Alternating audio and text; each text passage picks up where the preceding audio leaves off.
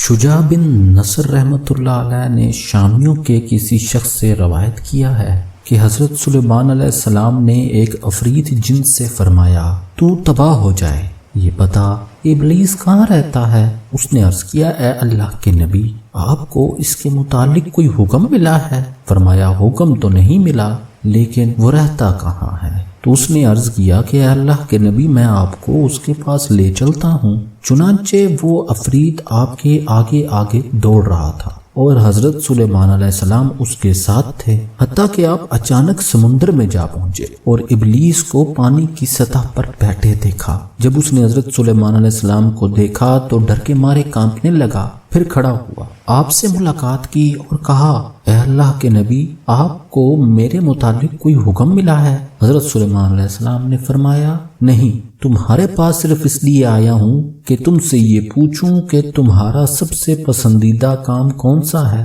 جو اللہ کے نزدیک سب سے زیادہ برا ہو؟ ابلیس نے کہا قسم خدا کی، اگر آپ میرے پاس چل کر نہ آئے ہوتے تو میں کبھی بھی آپ کو اس کا نہ بتلاتا۔ اللہ کے نزدیک سب سے برا یہ ہے کہ مرد مرد سے منہ کالا کرے اور عورت عورت سے۔ ناظرین، اگر آپ کو ہماری یہ ویڈیو پسند آئی تو ویڈیو کو لائک کریں، شیئر کریں اور کمنٹس میں اپنی رائے کا اظہار کرنا نہ بھولیے گا۔ اور اگر آپ چینل پر نئے ہیں تو چینل کو سبسکرائب کریں اور ساتھ میں موجود گھنٹی کے نشان کو دبا دیں تاکہ ہماری آنے والی ویڈیوز آپ کو بر وقت ملتی رہیں۔